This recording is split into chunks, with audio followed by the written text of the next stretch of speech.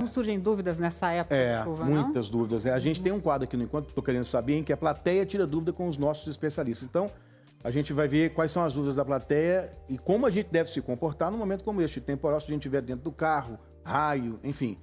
Estou querendo saber.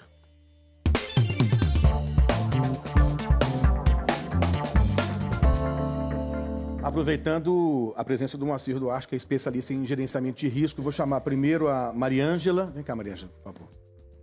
Que tem uma dúvida. Você estava na zona norte do Rio no momento do temporal, é isso? Bom dia. Ontem eu estava tomando um chopp com uma amiga e começou a chuva a cair. Nós ficamos na dúvida se nós ficávamos onde nós estávamos ou iríamos para casa porque era próximo. Era um lugar seguro? Aparentemente, sim. Sim. E você fez o quê?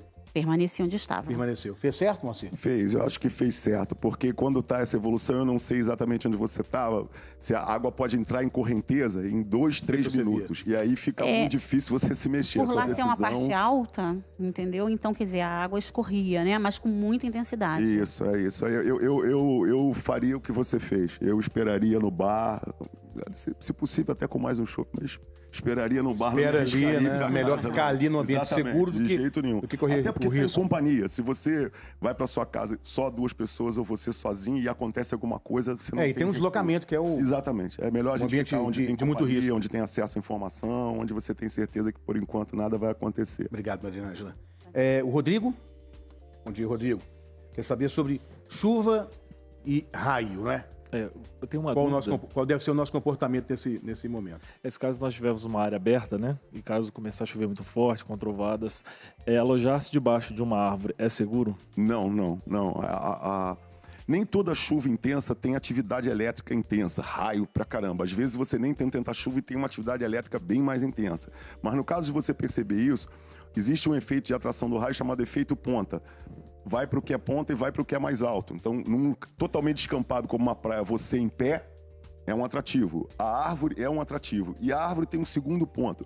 Quando o raio atinge a árvore, a temperatura aumenta muito. Como a árvore por dentro tem água, a seiva da árvore no tronco, essa seiva vaporiza instantaneamente. É uma panela de pressão. Quando vaporiza, estoura e a madeira começa a pegar fogo. Muita gente pergunta, a árvore explode? Quando cai o raio tradicional, é isso.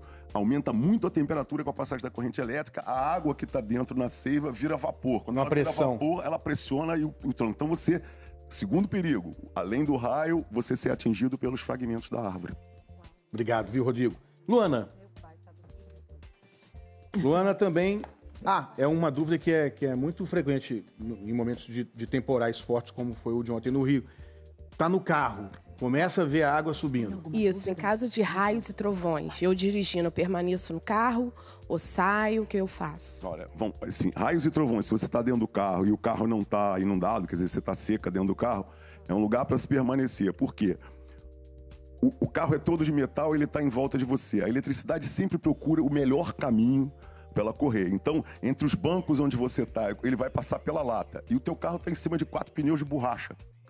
Então ele está isolado do chão, você não consegue fechar o circuito para sentir aquela descarga. Então, dentro do carro, quietinho no banco, nenhum toque em nenhuma parte metálica e espera passar. Se não houver o raio, não for uma chuva de raio intenso, se for esse temporal de ontem e a gente vê o volume de água subindo, o que a gente faz? A gente... Que é uma imagem frequente, né? A gente exatamente. vê as pessoas, os motoristas tentando salvar o carro, empurrar o carro. Várias dicas aí. Primeiro, a recomendação do fabricante é que até o meio da roda você pode passar com o seu carro em marcha forte e devagar. Independentemente do carro. Até o meio da roda... Até o meio da roda vai. O carro de bombeiro tem pintado do lado até onde ele pode levar a água. O que acontece? Quando passa do meio da roda, a água começa a pegar a cabine do carro onde você está dentro. E a cabine é fechada. Como ela é fechada, a água não entra imediatamente, a tendência dela é flutuar. Então, quando a água chegar por fora do carro, o que equivale mais ou menos à altura do seu assento, o carro começa a perder contato com o chão. Ele vai começar a flutuar. A decisão, se não tem corrente, só é a água subindo, é até fácil. Quando você perceber que a água continua subindo e passou da sua porta, abre a porta do carro. Deixa a água entrar. Eu sei que é uma decisão que dói no coração, molhar o tapete, o banco, porque aí vem a questão mas material. A alternativa é você virar passageira da agonia, como dizem os nossos locutores. O carro começa a boiar e ele vai onde a água está se deslocando sem você ter nenhum controle sobre ele. Na medida em que você abre a porta, essa flutuação que é feita pela cabine fechada some, o carro chapa no chão. O pessoal que é jipeiro mesmo, que faz trilha, sabe disso. Quando chega uma turma, você tem que abrir a porta e deixar o carro chapar no chão para ver se você continua mexendo. Eles têm aqueles tubos, né? Seu carro não é um carro offshore, então... Não dá para arriscar. Não dá para arriscar. Obrigado, viu, Luane? Mas aí, Moacir, uma dúvida. A gente aqui também tem dúvida. Quer dizer, você abriu a porta do carro, desapega de tudo, é aquilo que a gente sempre comenta aqui, desapega, aprendi com você, inclusive, desapega de tudo e você vai para cima do carro. Pode ir. Isso, continuou subindo a água, você já abriu a porta, o carro está chapado, freado, engrenado para ele não se mexer, e a água continua subindo. Passa para o teto. E aí a dica é, usa o pneu como escada, nem todo carro tem para-choque. Antigamente todo carro tinha um para-choque bonito, fácil você subir, agora não tem. Então suba pelo pneu, capu, em direção ao teto. Você de pé sobre o teto fica numa altura que raramente a água chega em via urbana. Né? O carro, em geral, tem 1,60m, 1,70m de altura. Está protegido pelo raio, como você falou, porque a gente sempre é aconselhado a sair do carro? Não. Depende do lugar onde você está. Você sair é você se tornar um ponto isolado para receber. O carro tem... O efeito disso é a mesma coisa do avião, do veleiro de aço. É um efeito chamado gaiola de Faraday. A eletricidade passa por fora, pela camada metálica do carro. E o pneu é de borracha. Então é como você tá. Todo mundo sabe que na eletricidade fraca você está com a borrachinha, a sandalinha de borracha ajuda, né? O pneu isola você total. Então dentro do carro você está relativamente Mas eu não entendi protegido. uma coisa. Por exemplo, tem uma imagem, enquanto você explicava ali para o pessoal da plateia, de um carro. Eu tentei me imaginar nessa situação. Um carro sendo arrastado de ré pela correnteza. Essa imagem aí. Eu tô nessa aquilo que a gente falou. situação. O carro está flutuando. Faço? Se você abrir a porta com essa velocidade de corrente, o carro vai aos poucos saindo da corrente e vai chegando para o canto da rua. Outra coisa importante dizer, a corrente mais fraca tem sempre estar no cantinho. Mas você consegue abrir a porta com esse volume de água? Se você conseguir abrir a porta, já passou um pouco, é a solução. Também lembrar o seguinte... Olha lá, Moacir, essa imagem. Essa correnteza leva esse carro tranquilamente. O cara tá ali e ele dá sorte que ele não está exatamente onde o fluxo da água está passando.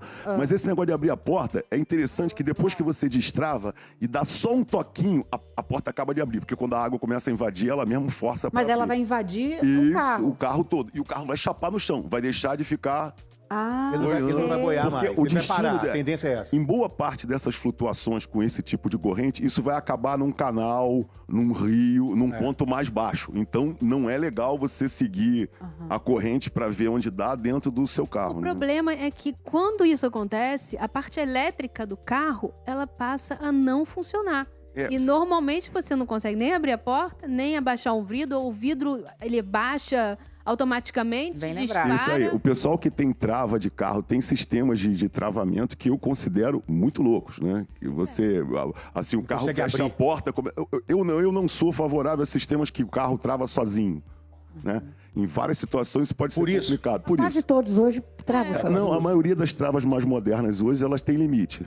Ela não trava sozinha, você tem que acionar. Tem os modelos que eram considerados luxuosos de alguns aninhos atrás, você entrou no carro, começa a andar com o carro, ele fecha. Travava a porta. E esses automáticos de travamento é que trava é você que quer travar, porque se você quiser destravar, vai no botão e destrava também. Além do que tem... Mas como ela falou, desculpa, como ela falou, quando acaba a parte elétrica, Moacir, o que faz para você destravar o carro, né? Fica por aí. Essa é uma outra coisa. É destino. Alguns carros, quer dizer, a maioria deles, você tem duas maneiras. Mecanicamente Você tem manualmente. Manualmente você consegue abrir a porta. Meus carros, porta ali, todos você que ela abre a porta, porque... Como dizia o Capitão Curisco, o esconderijo de uma entrada só é sepultura, né? Então você tem que ter como Eu achei muito sair importante orientar que a gente saia do carro, que abra a porta para o carro travar. Parar de boiar. E a gente fica dentro do carro. Fica dentro do carro. Fica dentro do carro, porque de qualquer forma o carro dá uma base pra gente, porque se não é pra andar no meio da rua. E lembra depois do bueiro. se você não pode deixar o carro seguir a correnteza, senão a gente vai parar num rio. Foi muito importante, porque eu nunca tinha passado por uma situação dessa gravidade com a água tão alta. Eu já passei por situações em que o carro parou, que eu fiquei parada porque o carro não funcionava mais no meio da rua com vários outros carros, mas nunca numa situação como aqui no Rio. Então, a gente abre a porta, tenta fazer com que o carro não se mova mais, porque quando a gente abre o carro e fica dentro do carro. Isso. E se a água continuar a subir e nos levar, a gente pula? Não vai nos levar. Você acredita que normalmente nas cidades não vai nos levar? Numa via pública você ter uma água que chegue a mais de 2 metros de altura. Isso acontece em quem mora em beira de rio, em vale fundo, que a água sobe até... Agora, numa via pública, a água com 1,5 metro já é considerado água pra caramba, porque tem os praiados saindo ali. O importante é que você ficando no carro, e isso tem vários filmes, já passaram, a gente vê nos telejornais, o socorro vem. Você é facilmente identificável em cima do carro, em pé, em algum lugar, o helicóptero te vê. Tem que então, saber exatamente isso é o que uma, fazer é uma coisa. nos primeiros momentos. Por isso que a gente chamou o Moacir aqui, para que ele pudesse tirar algumas dúvidas, porque existem muitas dúvidas nessa época.